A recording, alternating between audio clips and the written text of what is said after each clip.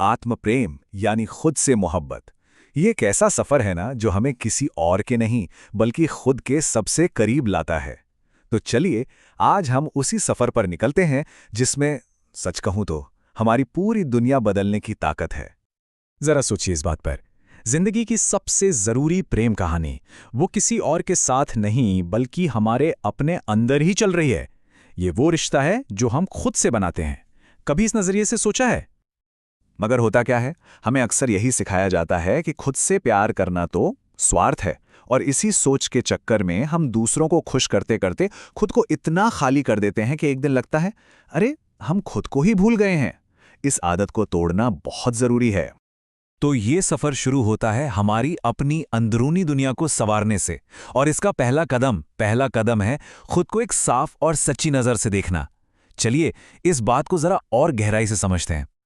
और इस नए नजरिए की सबसे बड़ी सच्चाई यही है कि हम सब अपने आप में पूरे हैं, टूटे हुए नहीं, अधूरे नहीं, और किसी से अपनी कीमत का सर्टिफिकेट लेने का इंतजार करते हुए तो बिल्कुल नहीं। हमारी कीमत जन्म से है, इसे कमाना नहीं पड़ता। अपने मन को एक बगीचे की तरह सोचकर देखिए। यहां आने वाला हर ख्याल एक बीज जैसा है। अब देखिए, हम हर बीज को अपने मन के बगीचे में आने से तो नहीं रोक सकते, वो तो आएंगे ही। लेकिन किस बीज को पानी देकर बड़ा करना है, यह फैसला पूरी तरह हमारा है। तो इस बगीचे की देखभाल कैसे की जाए, इसे ऐसे समझिए। एक तरफ है आत्मसंदेह यानी सेल्फ डाउट की खरपतवार, वो आवाज जो कहती है मैं काफी अच्छा नहीं हूं। और दूसरी तरफ है दयालुता यानी काइंडनेस के फूल, जो कहते हैं मैं सीख रहा हूं और बढ़ रहा हूं। अब फैसला हमें करना है कि हम किसे पानी देना चाहते हैं। अपने अंदर के नजरिए को बदलने के बाद अगला कदम है उसे अपनी असल जिंदगी में उतारना, और यह होता है खुद को परमिशन या इजाजत देने के अभ्यास से। इजाजत, अपनी आवाज को बुलंद करने की और अपनी जगह को वापस पाने की। एक पल रुककर इस सवाल के बारे में सोचिए, क्या हम किसी और इंसान को खुद से उस लहजे में बात करने की इजाजत देंगे जिस तरह हमारी अंदर की आवाज कभी-कभी हमसे बात करती है? जवाब है शायद कभी नहीं। तो फिर हम खुद अपने साथ ही इतने सख्त क्यों हैं? तो अपने अंदर के इस आलोचक को, इस इनर क्रिटिक को नया आकार कैसे दें? यहां 3 बहुत आसान से कदम हैं। पहला, जब भी वो आलोचना वाली आवाज सुनाई दे, बस उस पर ध्यान दें, उसे पहचानिए। दूसरा, खुद से पूछिए, क्या मैं ये बात अपने किसी दोस्त से कहता? और तीसरा, उस सख्त बात की जगह एक दयालु, सच्ची बात रख दीजिए। आत्म प्रेम के इस सफर में अपनी सीमाएं तय करना बहुत जरूरी है। और सीमाएं या बाउंड्रीज का मतलब गलत मत समझिए। ये लोगों को बाहर रखने के लिए दीवारें नहीं हैं। ये तो वो गाइडलाइंस हैं जो हमारी एनर्जी, हमारी शांति और हमारी भावनात्मक सुरक्षा की रक्षा करती हैं।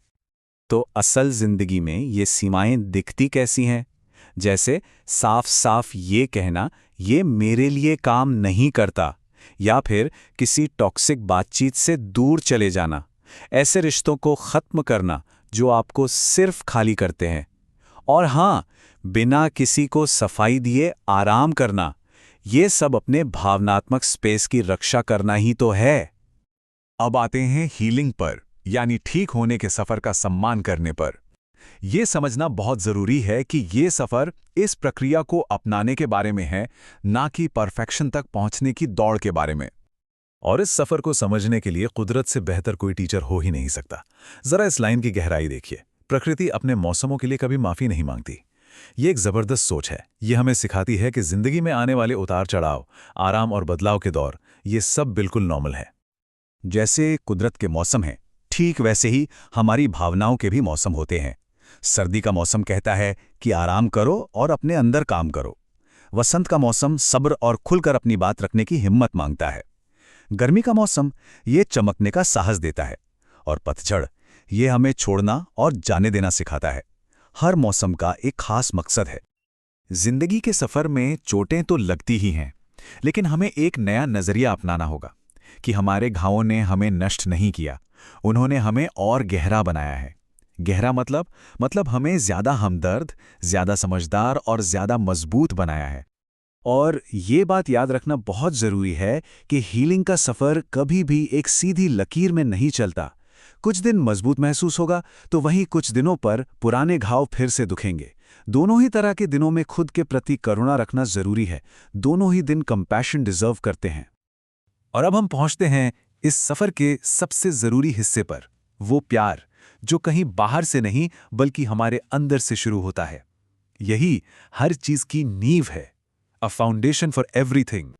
इस फर्क को समझिए। जब आत्म प्रेम की नींव नहीं होती तो हम जुड़ने के बजाय रिश्तों से चिपकते हैं, साझेदारी के बजाय बस दूसरों से मान्यता की तलाश करते हैं। लेकिन जब एक मजबूत नींव होती है तो हम सम्मान पर बने रिश्तों को अपनी ओर आकर्षित करते हैं, और तब हम खुशी से देते हैं, अपने खालीपन को भरने के लिए नहीं। तो असल में एक्शन में आत्म प्रेम का मतलब क्या है? इसका मतलब है खुद से किए हुए वादे निभाना, अपनी छोटी छोटी जीत का जश्न मनाना, कल की गलतियों के लिए खुद को माफ करना, अपने आराम और शांति को प्राथमिकता देना और आने वाले कल के लिए खुद पर भरोसा करना। और यहीं पर वो गलतफहमी टूटती है कि आत्म प्रेम स्वार्थ है। असल में जब हमारा अपना प्याला भरा होता है तभी तो हम दूसरों को कुछ दे सकते हैं, वो भी इस प्रक्रिया में खुद को खोए बिना। दूसरों को प्यार देने की हमारी काबिलियत खुद को प्यार करने से ही तो बढ़ती है। इस पूरी बातचीत का निचोड़ इस एक लाइन में है। हम यहाँ अपनी योग्यता या वर्थ कमाने के लिए नहीं हैं, हम इसे जीने के लिए हैं, इसे एम्बॉडी करने के लिए हैं। तो चलिए इस बातचीत को एक छोटे से मगर बहुत गहरे सवाल के साथ खत्म करते हैं। आज, अभी, इसी पल वो कौन सा एक कोमल शब्द है जो हम खुद को दे सकते हैं?